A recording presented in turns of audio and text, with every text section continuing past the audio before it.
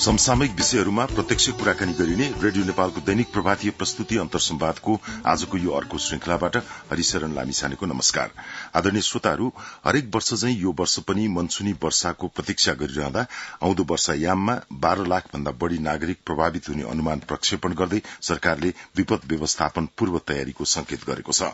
जलवायु परिवर्तनले हाम्रो दैनिकीलाई विभिन्न कोणबाट प्रभाव पारिरहेको परिप्रेक्ष्यमा नेपाल र भारतका किसानहरूका लागि हाल उपलब्ध जलस्रोत कहिले वरदान त कहिले अभिशाप भनेर परिभाषित हुने गर्छ। प्रधानमन्त्री पुष्पकमल दाहाल प्रचण्डले हालै छिमेकी मित्र राष्ट्र भारतको औपचारिक भ्रमण सम्पन्न गर्नुभएको छ। भ्रमणका क्रममा भएका द्विपक्षीय वार्ताका क्रममा जलस्रोतको उपयोग, बाढ़ी नियन्त्रण, सिंचाई लगायत पूर्वाधार विकास एवं सीमा विवाद समाधान लगायतका कैयौं विषयमा खुल्ला छलफल भएको छ।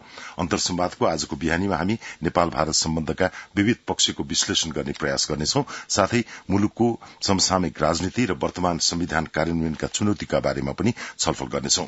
हामीसँग हुनुहुन्छ पूर्व मन्त्री, संविधानविद एवं भारतका लागि नेपालका निवर्तमान राजदूत निलाम्बर आचार्य। उहाँ हाम्रो प्रत्यक्ष टेलिफोन सम्पर्कमा आइसक्नु भएको छ। नमस्कार निलाम्बर सर, स्वागत छ रेडियो नेपालको यो प्रत्यक्ष प्रसारणमा। नमस्कार, धन्यवाद। अब हालै मात्रै सम्माननीय प्रधानमन्त्री पुष्पकमल दाहाल प्रचण्डले भारतको औपचारिक भ्रमण सम्पन्न गर्नुभयो। यो बीचमा विभिन्न तहमा विविध विषयहरूमा कुराकानी भएका छन्। एउटा कूटनीतिज्ञको दृष्टिले यसपटकको प्रधानमन्त्रीजीको भारत भ्रमण समग्रमा के कस्तो रह्यो, यहाँको विश्लेषण के छ? यहीबाट कुराकानी शुरू गरौं। भारत हाम्रो गाढ़ा सम्बन्ध भएको मित्र देश हो। भारत संघको सम्बन्ध र सहयोग हाम्रो निम्ति अत्यन्त महत्वपूर्ण र आवश्यक छ र धेरै कुरामा हाम्रा सहयोग छन्, व्यापक छ, गहन छ। सम्बन्धहरूको तह चाहिने धेरै गहिरो छ र धेरै फराकिलो छ। तर हाम्रा केही गुनासाहरू पनि छन्, केही समस्याहरू पनि छन्। गाढ़ा मित्र भएको हुनाले गुनासाहरूलाई पनि हामीले सम्बोधन गर्नुपर्छ, पालेर राख्नु पर्दैन। केही सहयोगका चाहिने क्षेत्रमा सम्झौताहरू भए, दुईटा प्रधानमन्त्री बीचमा चाहिने भेटघाट हुनु, निकट छिमेकीहरू, गाढ़ा सम्बन्ध भएका देशहरूका प्रधानमन्त्री बीच राम्रो कुरा हो। तर हाम्रा समस्याहरूबारे कुरा नहुनु, किनभने प्रधानमन्त्री र प्रधानमन्त्रीको भेटघाट कमै हुने गर्दछ र त्यो तहसम्म अरूले कुरा पुर्याउन सक्दैनन्। तसर्थ त्यो चाहिँ कमी रहन गयो भन्ने मेरो बुझाइ छ। अब दुई देशका बीचमा यहाँले भने जस्तै एउटा मित्रताको र गुनासोको दुवैतर्फ गुन्जायसको अवस्थालाई हेर्दाखेरि यसपालिको भ्रमणमा मूलतः भनौं न, कहिले मुरलको कुरा पनि आयो, कहिले मुर्राको कुरा पनि आयो। अब यी विषयहरूले जसरी भ्रमणलाई चर्चामा ल्याए, अन्तर्यमा हेर्दाखेरि हामी दुई विशाल छिमेकी मुलुकको बीचमा रहेको एउटा सार्वभौम राष्ट्र, एउटा सन्तुलित कूटनीतिको हामी जहिले पनि कुरा गर्छौं। भारततिर कुरा गर्दाखेरि चीनलाई गाह्रो पर्छ कि चीनतिर ढल्कियो भनेर भारतले आशंका गर्छ कि भनेर जहिले पनि एउटा बहुत सन्तुलनमा रहनुपर्ने हाम्रो वैदेशिक कूटनीति आजको दिनमा कतिको परिपक्व हुँदै आयो। हामीले उठाएका विषयहरूले चाहिँ कतिको समयानुकूल मुद्दाहरूलाई सम्बोधन गर्यो। सम्बन्धको स्तरलाई कहिले उतार चढाव हामी बेहोरिरहेका छौं। आजको दिनमा यो भ्रमणले चाहिँ यो सम्बन्धलाई अगाडि बढाउनको लागि कतिको भूमिका खेल्यो, यसबारेमा पनि अलिकति विस्तृतमा केही कुराहरू राखिदिनुस् न। सम्बन्ध त हाम्रो नवीकरण भो भन्न पर्यो। दुईटा प्रधानमन्त्रीका बीचको चाहिने भेटघाट नवीकरण भयो। केही विषयमा चाहिने कुराकानी भयो। तर हाम्रो चाहिने समस्याहरू समाधान गर्नलाई र हाम्रा दुईटा देशका बीचमा चाहिने समस्याहरू छन्, त्यसलाई समाधान गर्नलाई यसले योगदान पुर्याएन। एउटा पक्षमा योगदान केहीमा पुग्यो, बेग्लै कुरा हो। त्यसैले जस्तो चाहिने म्युरलकै कुरा छ, जस्तो चाहिने कालापानीकै कुरा छ, जस्तो चाहिने हवाई मार्गकै कुरा छ, जस्तो चाहिने के भन्दाखेरि हाम्रो चाहिने सीमावर्ती क्षेत्रमा चाहिने निर्माण कार्य गर्दा उत्पन्न हुने डुबानका कुरा छन्, जस्तो सार्कको चाहिने शिखर बैठक हुँदै बस्दै भइसक्यो त्यो कुरा छ, जस्तो चाहिने 5 वर्ष भइसक्यो यूपीजीको प्रतिवेदन तयार भइसक्यो, त्यस विषयमा चाहिने कुनै चाहिने आवाजै निकालिएन, चर्चै गरिएन। यस्ता धेरै कुराहरू छन् जसलाई हामीले सम्बोधन गर्नुपर्ने। अरू जाँदाखेरि, अरू भेट्दाखेरि, अनि कर्मचारी तह भेट्दाखेरि यो त राजनीतिक तहको, यो त मथल्लो तहको विषय हो भनेर चाहिने उनीहरू पन्छिन सक्छन्। तर मथल्लो तहमा भेट हुँदाखेरि पनि कुरा भएन भने त कुरा पुग्दैन नि, समाधान हुँदैन नि। त्यसैले उसलाई घाउ त पालिराख्न हुँदैन, घाउ त बल्झिँदै जान्छ, घाउको त उपचार गर्दै जानुपर्छ। यसमा कमी रहे भन्ने मेरो भनाइ छ। जहाँसम्म गाढा सम्बन्ध हो, यति गाढा छ कि भारतको भ्रमणले गर्दाखेरि यहाँ चाहिने हाम्रो प्रधानमन्त्री मन्त्रीहरूलाई पशुपतिनाथको दर्शन गर्न प्रेरित गर्यो। त्यसैले चाहिँ प्रभाव त चाहिने यति गाढा छ भन्ने त देखिन्छ नि त। अब कतिपय सन्दर्भहरूलाई कूटनीतिक भाषामा भन्दाखेरि त्यसको फरक अर्थ लाग्ला। जस्तो मुरलकै विषयमा भारतले यो एउटा चाहिँ ऐतिहासिक नक्सा हो हैन, यसको चाहिँ अहिले वर्तमानमा राजनीतिसँग कुनै सरोकार छैन, यो अशोककालीन स्मरणलाई चाहिँ हामीले संसदमा राखेका छौं भनेर उताबाट भनिसकेपछि नेपालमा पनि अनौपचारिक रूपमा काठमाडौँका मेयर लगायत विभिन्न मानिसहरूले अब त्यसो हो भने त हामीले पनि हाम्रो चाहिँ ग्रेटर नेपालको नक्सालाई राख्नुपर्छ भनेर एउटा कृत्रिम विवाद जस्तो पनि देखिएको छ। तर त्यसको अन्तर्य हेर्दाखेरि त्यो अलि जोखिमपूर्ण, चुनौतीपूर्ण पनि छ। यस्ता विषयहरू जुन चाहिँ बढी चर्चामा हुन्छन् र जुन विषय चर्चामा आउनुपर्ने दैनिकी दुवै देशका नागरिकहरूको दैनिकी जीवनमा चाहिँ प्रभाव पार्ने विषयहरू, जस्तो यहाँले इंगित गरे जस्तै बाढ़ी पहिरो, बाढ़ीको डुबानको समस्याहरू चाहिँ सधैँ पिरोलिरहने यस्ता सामूहिक चासोका विषयहरूमा बारम्बारको भ्रमणहरूमा पनि अझै निष्कर्ष नआउने, यति समयभित्र हामी यो काम गर्छौं, यति समयभित्र विस्तृत विवरणहरू तयार पार्छौं, रिपोर्ट दिन्छौं भन्दाखेरि त्यो नलिने, ईपीजी जस्ता चाहिँ गहन अध्ययनका विषयहरूलाई पनि अगाडि नलैजानु भने अलि आशय मनसायमा अलि शंका गर्ने ठाउँ पनि छ नि हैन। अलि सानो राष्ट्र भएर अलि हेपियौं भन्ने खालका विचारहरू पनि छन्। कसरी हेर्नुहुन्छ यी विषयहरूलाई? एउटा कुरा लामिछानेजी के छ भन्दाखेरि, जसले प्रतिक्रिया जनाउनु पर्ने हो, जसले कुरा उठाउनु पर्ने हो, उसले नउठाइदिँदा फेरि अरू त आक्रोशित हुन्छन् नि। त्यसैले काठमाडौँको मेयरको चाहिने जो प्रतिक्रिया छ त्यो एउटा विरोधको प्रदर्शन हो। अनि हामीले त्यही चाहिने पुरानो चाहिँ ग्रेटर नेपाल चाहिने पाउँछौं, स्थापित गर्छौं भन्ने आशय होइन। उहाँले चाहिने राख्नु भएको नक्सामा पनि के भन्ने भन्दाखेरि अहिलेको नेपाल र तत्कालीन चाहिने सुगौली सन्धि अघिको नेपाल छुट्टी नै गरेर राखिएको छ। भारतको चाहिने त्यो मुरलमा, भित्ति चित्रमा त चाहिने के भन्दाखेरि त्यो सबै भारत हो जसरी राखिएको छ। एउटा कुरा यो बुझ्नु पर्यो। अर्को कुरा, संसदमा त्यो कुरा यो अखण्ड भारत हो है भनेर देखाउनु पर्ने र त्यो छाप दिनुपर्ने आवश्यकता किन पर्यो? त्यो हेर्ने मान्छेले के बुझ्छ? अनि हेर्ने मान्छेले बुझ्छ कि हो हाम्रो भारत त यति ठुलो रहेछ, यो रहेछ, यो सबै हाम्रो भारत रहेछ भनेर न बुझ्छ। त्यसैले चाहिने त्यो कुरालाई त हामीले उठाउनु पर्ने हो। यसले राम्रो प्रभाव पार्दैन अनि यसले हाम्रो जनतालाई, हाम्रा चाहिने सम्बन्धहरूलाई नकारात्मक असर पार्छ भनेर हाम्रा चाहिने मतल्लो तहकाले कुरा उठाइदिएर यसलाई चाहिने समाधान गर्नतिर जानुपर्ने हो। अर्को कुरा के हुन्छ, भूमिको कुरा, देशको कुरा चाहिने संवेदनशील हुन्छ। अलिकति पनि चाहिने के भन्दाखेरि हेपिएको जस्तो, अलिकति पनि के भन्छन् अतिक्रमण गरेको जस्तो देखियो भने त प्रतिक्रिया उत्पन्न हुन्छ। त्यसैले एकै नासेको छैन। हेर्नुहोस्, नक्सा देखेको भन्ने भन्दाखेरि हाम्रो नक्सामा पनि छुट्टिएको छ चाहिने, हाम्रो अहिलेको भूभाग र पहिलेको ग्रेटर नेपालको भनेर राखेका छन्। फेरि त्यो चाहिने प्रतिक्रिया मात्र हो, आक्रोश मात्र हो, विरोध प्रदर्शनको एउटा तरिका मात्र हो। हुन त चाहिने के भन्दाखेरि त्यसलाई अहिले चर्काएर कि हाम्रो ग्रेटर नेपाल यस्तो चर्काएर फाइदा छैन। तर त्यो काम त चाहिने भारतबाट सुरु भयो। त्यसैले त्यसलाई हामीले एउटा यो हेरिदिनुपर्छ।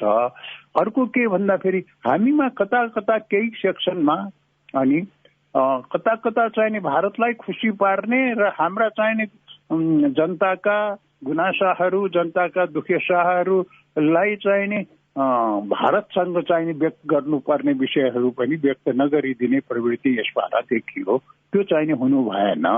जहाँसम्म सहयोग बढाउने प्रक्रिया छ, सहयोग बढाउनु पर्छ, मित्रता बढाउनु पर्छ। त्यो सहयोग मित्रता बढाउनलाई त भएका समस्याहरू पनि समाधान गर्दै जानुपर्छ भन्ने भनाइ हो। जहाँसम्म भारतको कुरा छ, भारतले त भन्नुहोस् न, इपिजीको 5 वर्ष भइसक्यो, भारतले नै गठन गरेको 4 जना भारतकाले मोदीजीले नै नियुक्त गर्नुभएको हो, भारतका प्रधानमन्त्रीले नै गठन गर्नुभयो, उही प्रधानमन्त्री हुनुहुन्छ।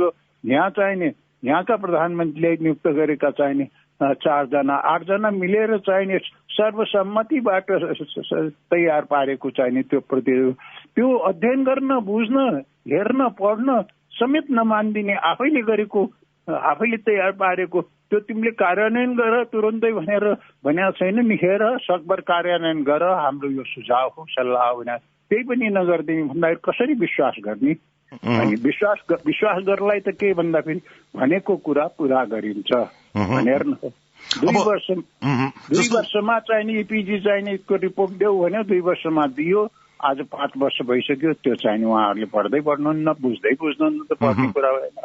अब इपिजीको एउटा सदस्यको नाताले पनि पक्कै पनि त्यहाँभित्र के कस्ता कन्टेन्टहरू छन् भन्ने कुराहरू त यहाँलाई जानकार नै हुनुहुन्छ। अब कति भन्न मिल्ने, भन्न नमिल्ने कूटनीतिमा एउटा मर्यादाको कुरा, नियमको कुरा आफ्नो ठाउँमा छ। तैपनि इपिजी जस्तो रिपोर्ट यसरी चाहिँ संयुक्त रूपमा तयार हुँदाखेरि त भोलि राज्य संयन्त्रमा जुनसुकै सरकार आए पनि, जसकै नेतृत्व भए पनि आखिर द्विपक्षीय मामिला त तिनै हुन्, त त्यसलाई गाँठो फुकाउनै सजिलो हुन्थ्यो होला नि। मूलत के विषयमा जानुभएको छ यहाँहरू, अलिकति संकेत गर्न मिल्छ? हेर्नुहोस् हरिशरणजी, के छ भने भन्दाखेरि किन नमिल्ने, त्यो त साँच्चै भन्ने हो भनेपछि आइसकेका छन्। भारतले नै चाहिने रिपोर्ट चाहिने हामीले बुझाइसकेपछि भारतको चाहिने सञ्चार माध्यममा करिब 1 महिना भित्रमा चाहिने त्यो रिपोर्टको चाहिने असहमति जनाउँदै यस्ता यी कुरा छन् भनेर त्यही प्रकाशित गरिसकेका छन्। कुरा के भन्दाखेरि 1950 को सन्धि लगायत सम्पूर्ण सन्धि सम्झौताहरूको समीक्षा गर्ने, पुनरावलोकन गर्ने, हाम्रा सम्पूर्ण सम्बन्धहरूलाई हेर्ने र यसलाई चाहिने अहिलेको समय अनुकूल बनाउने भन्ने कुरा हो। त्यसैले हामी त्यो प्रतिवेदन त चाहिने यावत सम्बन्धलाई चाहिने हेरेर अनि अझ कति राम्रो पार्न सकिन्छ, कहाँ समस्या छन्, कहाँ समाधान गर्न सकिन्छ भन्ने रहेको हो। एउटा कुरा यो हो। अर्को कुरा, हामी 1950 को समयमा त छैनौँ। राणाकालको सन्धिलाई अहिले बोकिराखेर अनि दुनियाँ चाहिँ कहाँबाट कहाँ पुगिसक्यो, भारत कहाँ पुगिसक्यो, नेपाल कहाँ पुगिसक्यो, सम्पूर्ण संसार कति बदलिसक्यो। अहिलेको समयानुकूल, अहिलेको मान्यता अनुकूल त हाम्रा सम्बन्धहरूलाई विकसित गर्नु पर्यो नि। त्यो गर्न किन तयार नहुने? उही चाहिने हामी चाहिने दाजु हौ, तिमी भाइ हौ अनि भनेर विशेष स्पेशल रिलेसनसिपको चाहिने पहिलेको समयलाई मात्रै सोचेर त भएन नि त। अहिले त नयाँ समय सोच्नु पर्यो, समानता सोच्नु पर्यो, समान सम्मान सोच्नु पर्यो। हामी चाहिने क्षेत्रफलमा, जनसङ्ख्यामा, अर्थतन्त्रमा ठुला साना होला, भारत धेरै ठुलो छ, तर देशको रूपमा, सम्मानको रूपमा, स्वाभिमानको रूपमा, प्रभुसत्ताको रूपमा त सबैका बराबर हुन् मान सम्मान त। त्यो त मान्दिनु पर्यो नि। अब हेर्नुहोस् न, के भने भन्दाखेरि यदि हामीले चाहिँ हाम्रो सम्बन्धलाई बलियो पार्ने हो भने त हाम्रो सम्बन्धबारे जे अध्ययन गरेको छ त्यो अध्ययनको प्रतिवेदन हेरेर अनि त्यसलाई अगाडि छलफल र कार्यान्वयनको निम्ति एउटा चाहिने वर्किङ पेपर, कार्यपत्र जस्तो चाहिने हेरेर, सुझावको रूपमा हेरेर गरे हुन्छ नि। सरकारहरूले त्यो लिएर आफूले अध्ययन गर्ने अनि संयुक्त अध्ययन गर्ने, के चाहिने मा सहमति छ, केमा निर्णय गर्ने, कार्यान्वयन गर्ने। कार्यान्वयन त इपिजीले गर्ने होइन, फेरि कार्यान्वयन गर्नै पर्छ भने त्यो कार्यान्वयन गर्नै पर्छ भनेर सही हिसाब गरे पञ्चेश्वर त अहिलेसम्म भएको छैनन्। कति कुरा चाहिने गर्ने भनेको कुरा त गरेका छैनन्।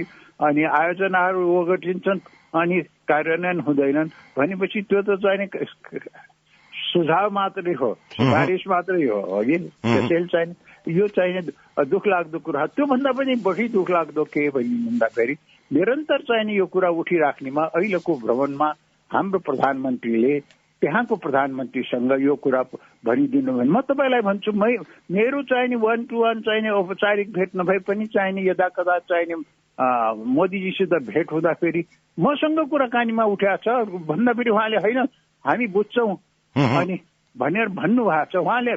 अनि त्यो कुनै चाहिने के भनेपछि बसेर चाहिने औपचारिक भेटघाट गरेर होइन कि कुनै कार्यक्रममा भेट हुँदाखेरि गरेको अरू तहले भेट्न पाउँदैनन्। त्यस्तो चाहिने मौका छोपेर कुरा चाहिने उठ्छन्, बुझ्नुभयो कि। उहाँहरूले चाहिने भेट्न पाउँदाखेरि 1 घण्टा होला, आधा घण्टा होला, यो 1-to-1 भेट्नु हो, त्यसपछि डेलिगेसनमा भेट्नु, कुरा उठाउनसम्म चाहिने मान्नुहुन्न भनेपछि त्यहाँसम्म कुरा कसरी पुग्ने, यिनीहरूलाई यसले छुहाइन्छ चाहिन्न भन्ने देखिँदैन र हो कि। छलफलको एजेन्डामा कमसेकम राखेपछि चाहे त्यो अगाडि बढ्थ्यो अथवा त्यो त्यही नै रोकिन्थ्यो, त्यो पछिको कुरा हो, तर एजेन्डामै नपर्नु चाहिँ अलिकति दुःखद कुरा भन्ने यहाँले आशय जुन प्रकट गर्नुभयो। त आदरणीय श्रोताहरू, अन्तर्संवादको आजको बिहानीमा हामी नेपाल भारत सम्बन्धका विविध पक्षमा कुराकानी गरिरहेका छौं। सन्दर्भ हालै प्रधानमन्त्री प्रचण्डले सम्पन्न गर्नुभएको भारतको औपचारिक भ्रमण र हामीसँग हुनुहुन्छ पूर्व मन्त्री, संविधानविद एवं भारतका लागि नेपालका निवर्तमान राजदूत निलाम्बर आचार्य। जस्तो निलाम्बर सर होइन, अब व्यापार वाणिज्य, पारवहन, आयात निर्यात होइन, यो चाहिँ हाम्रो निरन्तरको एउटा द्विपक्षीय मामिला हो।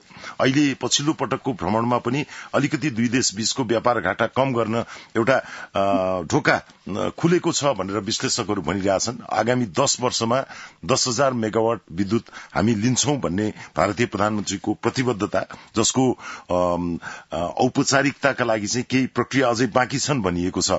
यो कतिको महत्वपूर्ण हो, यो कसरी सार्थक हुँदै जान सक्छ सक्दैन, यसका चुनौतीहरूलाई कसरी हेर्नु भएको छ यहाँले? हेर्नुहोस्, चिजलाई जोडेर हेर्नु पर्दछ। किन भन्दाखेरि कतिपय चाहिने प्रतिबद्धता पूरा नभएको सन्दर्भमा हेर्नु पर्दछ। 10 वर्षमा चाहिने 10,000 चाहिँ हामीले चाहिँ मेगावाट विद्युत उत्पादन गरेर भारतलाई बेच्ने, त्यो पनि भारतले के गरिराखेको छ भने अरूको चाहिने लगानी गरेको नकिन्ने, भारतको लगानी गरेको मात्रै किन्ने भन्ने चाहिने उसको नीति रहेको छ। यसले गर्दाखेरि त के भयो भन्दाखेरि भारतका नदी नालाहरूलाई, भारतको विद्युतलाई, नेपालको विद्युतलाई भारतले चाहिँ कन्ट्रोल गर्न खोजेको जस्तो देखिन्छ। त्यो पनि राम्रो भएन नि त। नेपाललाई चाहिँ मद्दत गर्ने हो त नेपालको विकासमा अनि हाम्रा सहयोगीहरू अरूहरू पनि छन्, अरूबाट पनि योगदान पुग्दछ। हामीले उत्पादन गरेका चिजहरूलाई त सहज रूपमा भारतीय बजारमा चाहिने आउन दिनु पर्यो नि त। यहाँ उत्पादन हुन्छ, यहाँ चाहिने यो विदेशी लगानी हुन्छ, त्यो लगानीबाट नेपालमा उत्पन्न भएका चिजहरूप्रति चाहिँ भारतको त्यो दृष्टिकोण त ठिक भएन नि। विद्युतकै सन्दर्भमा कुरा गरिरहेको छु, त्यस्तै हवाई मार्गकै सन्दर्भमा चाहिने कुरा गरिरहेको छु। त्यस्तै चाहिने के भन्दाखेरि हामीले ठुल्ठुला आयोजनाहरू त अन्तर्राष्ट्रिय प्रतिस्पर्धा गरेर जसले राम्रो गर्छ, जसले चाहिने सस्तो गर्छ उसलाई दिने हो र कसैलाई चाहिने के एकाधिकारको रूपमा सुम्पिने प्रक्रिया पनि त राम्रो हुँदैन नि। यी सबै कुरासँग सँगसँगै जोड्नुपर्छ। तर विद्युत व्यापारको क्षेत्रमा भारतको चाहिने बजार खुला हुनु अनि भारत हुँदै चाहिने बङ्गलादेशसम्म पुग्ने कुरा हुनु, यी चाहिने राम्रो हुन्। यसलाई सकारात्मक रूपमा नै हेर्नुपर्छ र यसमा रहेका कमी कमजोरी आशंका जो छन् त्यसलाई निवारण गर्नु पर्दछ। जस्तो सीमानाकै कुरा गर्दा अघि पनि हामीले केही सन्दर्भहरू जोड्यौं, जस्तो नेपालको अहिले विवादमा रहेका लिपुलेक, लिम्पियाधुरा होइन, कालापानीको क्षेत्रको विषयमा पनि एउटा विवाद त त्यहाँ कायमै छ। अब पछिल्लो चोटि यो ग्रेटर नेपालको कुरा जोडिएर आयो, यो अर्कै प्रसंगमा आएको होला। तर दैनानुदिन होइन, एउटा खुला सिमाना भएका देशहरू अहिले संसारमा निकै कम छन्। या त सिमाना नै खुल्लम खुल्ला छोडिदिएका छन् युरोपेली मुलुकहरूले, एउटा देशबाट अर्को देशमा मोबिलिटीको लागि चाहिँ खासै त्यस्तो समस्या छैन। अब हाम्रो स्थिति त्यो पनि होइन। हामी वर्षौंदेखि एउटा खुल्ला सिमानाको अभ्यास गरिरहेका छौं र यसलाई समयानुकूल व्यवस्थित गर्दै जानुपर्छ भनेर विभिन्न विकल्पको कुरा गर्छौं, तर स्थिति जहाँको त्यही रहेको प्रतीत हुन्छ। यो खुला सिमानाको विषय र त्योसँग जोडिएका कतिपय नागरिकताका विषय, बिहेबारीको विषय, रोटी बेटीका सम्बन्ध भनेर परिभाषित गरिन्छ, त्यो सन्दर्भ र ती विषयहरूलाई हामीले जसरी ह्यान्डल गरिरहेका छौं, यसले आगामी दिनमा के चुनौती ल्याउँछ अथवा हामी कुन समाधानको बाटोतर्फ अग्रसर भइरहेका छौं, के देख्नुहुन्छ? चुनौती त के ल्याउँछ भन्नुहुन्छ भने जो म्युरलले देखाएको छ त्यही चुनौती ल्याउँछ।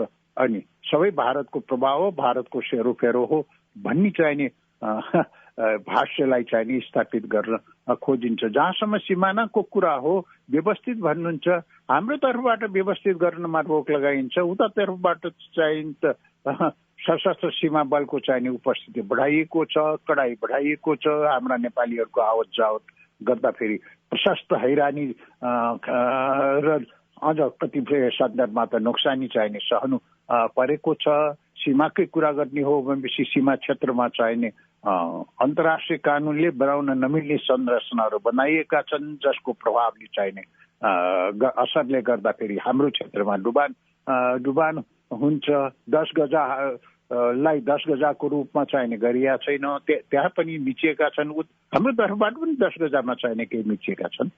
त्यसैले चाहिने यी कुराहरूलाई इमानदारी साथ चाहिने समाधान गरेर टुङ्ग्याउने प्रयास गरिएको छैन। व्यापारको कुरा गर्नुहुन्छ, अनि हाम्रा उत्पादनहरू सहज रूपमा चाहिने भारतमा पुग्न त दिनु पर्यो नि।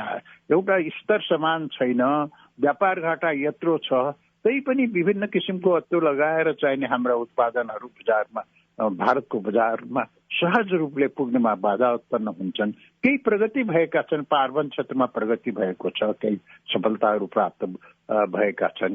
केही चाहिने व्यापारलाई सघाउ पुर्याउने गरेर एकीकृत जाँच चौकीहरू बनेका छन्, केही बन्दैछन्। ती चाहिने राम्रा कुराहरू हुन्। पाइपलाइन बन्यो, अब अरू कति पाइपलाइन बनाउन् कि नबनाउने भनेर त सोच्नुपर्छ। किन भन्दाखेरि अब हामी चाहिने एउटा अर्को स्थितिमा अर्को ऊर्जा चाहिने जसलाई हामी के भन्छौँ भन्दाखेरि जो नवीकरणीय ऊर्जा मा चाहिने जानुपर्छ भन्ने बेलामा यी पाइपलाइनहरू अनि भारतैबाट पाइपलाइनहरू ल्याउने कति हुन्छ। तर के भन्दाखेरि हामीलाई चाहिने पूर्वाधारहरू निर्माण गर्नुपर्छ, सडकहरू निर्माण हुन्छ, अनि पुलहरू निर्माण गर्नुपर्छ। भारतको सहयोग चाहिन्छन् र पूर्वाधार निर्माण गरेर नै हामी चाहिने भारतसँगको सम्बन्धलाई बढाउन पनि हुन्छौँ। त्यही पूर्वाधार अन्तर्गत नै जलमार्गको जो चाहिने कुरा भयो, सहमतिमा अगाडि बढ्यौँ, त्यो पनि राम्रो कुरा हो। तसर्थ चाहिने हामीले हाम्रो देशका सम्बन्धहरूलाई न्यायसङ्गत बनाउनेतिर जानु पर्यो। अनि असमान सम्बन्धमा हामीलाई राखेर र हामीलाई चाहिने व्यापार घाटामा, भयङ्कर व्यापार घाटामा राखेर भारतलाई फाइदा छैन। नेपालको विकासमा हवाई मार्ग किन नदिने मैले बुझ्न सकेका छैन। नेपालको विकासमा चाहिने भारत इच्छुक हुनुपर्छ। नेपालको विकास जहाँबाट भए पनि विकास भयो भने भारतलाई पनि फाइदा छ भनेर भारतले सोच्नुपर्छ। हामीले गरेका कुरा मात्रै चाहिने हामी रुचाउँछौँ, अरूले गरेर रुचाउनु भन्ने प्रवृत्ति ठिक भएन। त्यस्तै हामी त विश्वको एउटा सदस्य हौँ, अनि विश्वका विभिन्न देशसँग हामी सम्बन्ध राख्छौँ। कसैसित सम्बन्ध राख्दैमा, सहयोगका हात बढाउँदैमा, हाम्रो विकासमा सहयोग लिँदैमा चाहिने के भन्दा त्यसलाई भारतले शङ्काको दृष्टिले हेर्नुपर्ने आवश्यकतै छैन। धेरै धन्यवाद छ निलम्बर आचार्यज्यू। समय आजलाई यति नै रह्यो। फेरि पनि समसामयिक विषयमा यहाँको विचार दृष्टिकोण सुन्ने नै छौँ। आजलाई यहाँलाई हार्दिक धन्यवाद छ। धन्यवाद हरिशरण लामिछानेज्यू, यो कुराकानीको निम्ति। त्यस्तै सबै श्रोताहरूलाई मेरो चाहिँ अभिवादन छ। नमस्कार। हस्, नमस्कार, धन्यवाद। त आदरणीय श्रोताहरू, अन्तर्संवादको निर्धारित समय सकियो। हामी नेपाल भारतका विविध प्रसंगलाई जोडेर कुराकानी गर्दैथ्यौं। पूर्व मन्त्री, संविधानविद एवं भारतका लागि नेपालका निवर्तमान राजदूत निलम्बर आचार्यसँग। प्राविधिक साथी पराग पोखरेललाई धन्यवाद। म हरिशरण लामिछाने पनि बिदा चाहन्छु। तपाईंको आजको दिन शुभ रहोस्। नमस्कार।